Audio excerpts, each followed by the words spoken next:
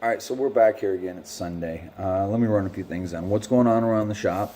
One, um, some arguments and questions and such that I see come up on the interwebs a lot in Facebook groups that I'm in. Two, um, how I'm dealing with. I lost everything this year, more than I could ever imagine with mom leaving us and starting over. Uh, 3 points of interest there. And then we'll take a peek, kind of insight on how I figure these jobs for folks. Um, I think it's a good thing for people to look into and really know how it works and why. We'll lead in with week in review, I reckon. We got the Chevelle project. It's back on a track. It's not moving as quickly as I'd like, but it's back on a track. I decided, I'm gonna pull the motor and trans. I'm gonna clean up the engine. Um, I'm gonna clean it all up, repaint what I need to, stuff it back in the car. It needed to be done. The motor mounts are trashed. I want to be able to paint the whole chassis. I want to be able to paint the firewall correctly. Things I wasn't on the hook to do. I didn't have that in my budget. This is one of them, and this is going to get into my current practices on factoring and billing and whatnot and why. I'm doing a lot of stuff outside the bill.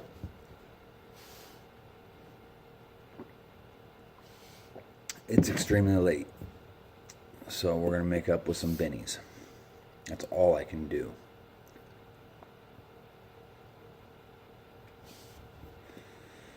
And so this week, I had a helper. He was with me for 2 weeks-ish. He got about 50 hours in. I've got one check I'm waiting on now, and then I'll get him all square. I was supposed to have him set it up Friday, which really stinks. This is part of where when you depend on a helper, it kind of hangs you. I was expecting him to be here through the week. We'd get some of these things belted out, and I would have not just the receivables I've got listed out now, but at least one more receivable listed out to go, which would give us more cash flow, so it hung everything just, and I get to be the bad guy because everything's now late. As far as receivables, that, and I'm playing footsie with one fellow. We've canceled back and forth on days to look at a project, but he was with me for about 50 hours of shop time, and he just up and decided this wasn't it, and he walked out about 2 Tuesday afternoon, which greatly humped my leg. So now instead of him working on this and me working on that, I'm double timing it, bouncing back and forth. I spent a couple days a little bit pissed, so I lost productivity, which is stupid. I mean, you can't let other people dictate the way you behave, and I allowed that to happen.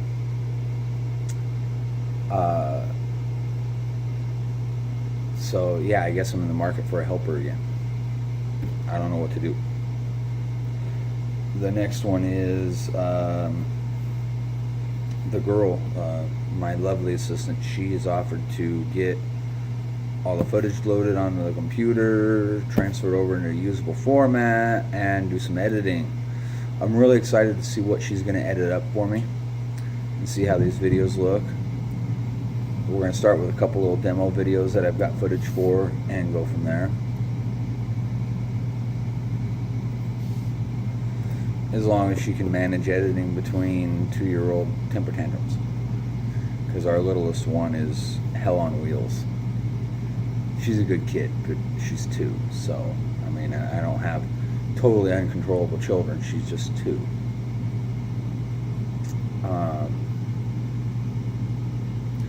Another thing about in the shop, I've got one project. It was supposed to be kind of casual. hourly, pay as you go. Get done with that one, I'll bring in another one. We hit a strategic speed bump, I guess. We hit a speed bump in the process. So we had a long talk about that.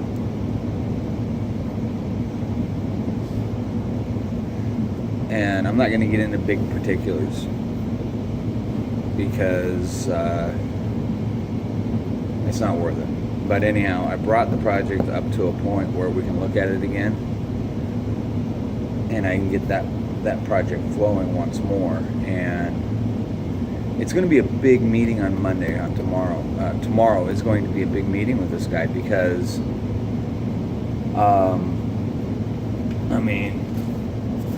I've got this project pretty well figured out. I'm intimate enough with it, I actually know what all the rest of it's going to take me within a small margin of error. So I guess it either,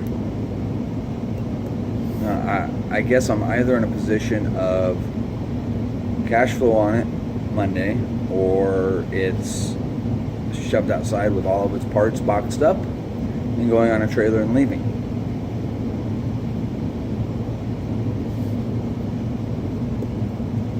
At this point, I love finishing projects I start.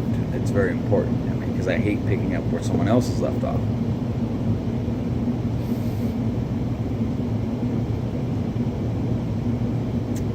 So, yeah, I got to be able to learn to let them go, I suppose. This one owes me money. I don't owe them anything. And it's no small sum. So we're going to have a big meeting on Monday tomorrow there and see what's going on and see if we can come to some terms. If we can't come to terms and I get cash flow moving on that project, it's in the driveway waiting for a trailer because I'm done. And I have to be that way. Why? Because I've got other projects that, well, let's enlighten you. The Chevelle it's a bid job. And it was a terrible idea to do that in a bid job. But it is what it is. I'm going to complete it and execute it in excellent form, and the customer will be giddy. He'll be pissed because it's later than ever, but giddy because it's done and it's beautiful. The rest of them, most of the rest of them, I got one more, but it's metal work. I'm going to jam it out. As soon as I got a spot open, I'm pulling it in and just jamming it out real quick. Well, but quick. The metal work is where I'm blessed. The other one, yeah, it's fairly straightforward. But the rest of them are, I write up a sheet, come up with an hour's commitment to it. Materials required, consumables required, everything that I need that I can see, that I know from experience also. Because there's things you can't see until you tear it open. Well, experience will give you some of that. I've done enough of these now. And it comes with a marginal deposit and successive billing after that. And you have to write up a sheet for every project showing where all the time and materials have gone.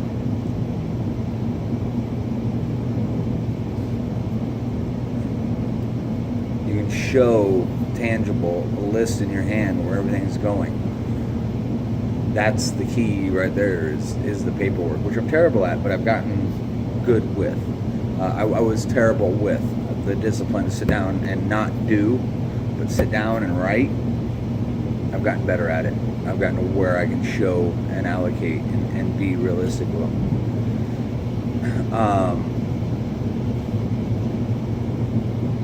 And that's how I work on these projects. It's time and material, figure out a budget to work with, and we go.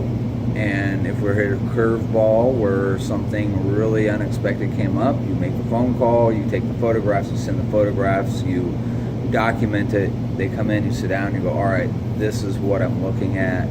I think we're going to be in this realm. Do we continue? What do we do? Do we sidestep this problem? That's if sidestepping is even an option. And you try to give options from worst to best, cost-wise, longevity-wise, quality-wise. And that's how I work on these. It's why I work on them the way I do, because I can give the best work.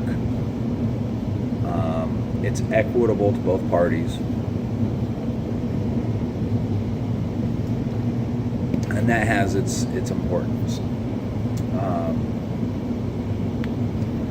That leads into conversations and arguments I see on the old interwebs on Facebooks. People are like, well, I only paid $500 for the whole damn truck. Why would it cost me? And it goes back to you do a proper sheet write-up as best you're capable. There's no software on the planet that's going to give you an accurate accounting to estimate a restoration. It doesn't work that way. I can guarantee you if you had similar work done on a modern vehicle in a collision shop, you're looking at 3 or 4 times what you would through most restoration specialists.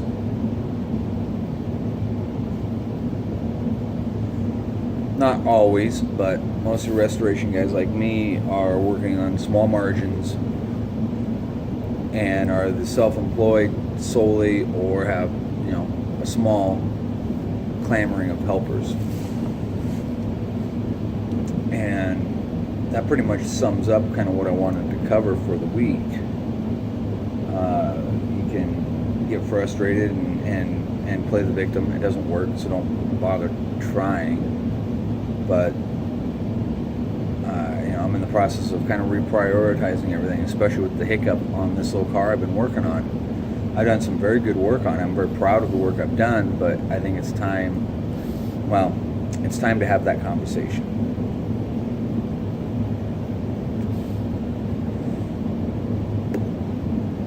I'd rather not be hungry and tired. So that's kind of where the state of Smith Welding and Restoration is. I've done zero work towards lost and found automotive restoration supply. That makes me sad. The wife did do some research for me on various aspects, so I have to sit down and look at that research. But we're plowing forward best we're capable. It's just me, myself, and I.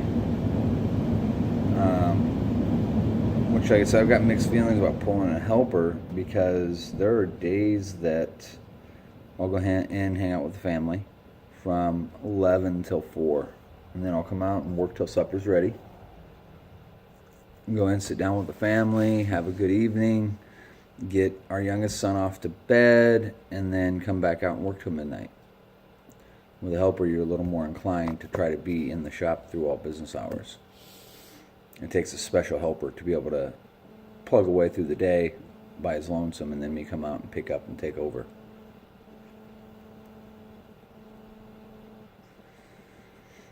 So that's it. That's a nutshell. That's the last week in review and what's been bogging my mind. You can't paint a $500 truck for $500. It's all in how much time commitment is required and how much materials are required for that job, how much you have in materials. And to paint a big old dually 1-ton truck, you can have $4,000 materials pretty quick. Materials aren't cheap. And I buy right. I make sure I buy well, buy good materials, and buy them correctly. I am a haggling asshole when I deal with most of my jobbers. So, your average hobbyist isn't going to be able to walk in and get, that kit of clear down from, 350 down to 280. It doesn't typically happen when you're a hobbyist. So you have to respect the fact that I'm hustling to keep prices where they need to be to perform what I want to perform, and still use top shelf everywhere I go.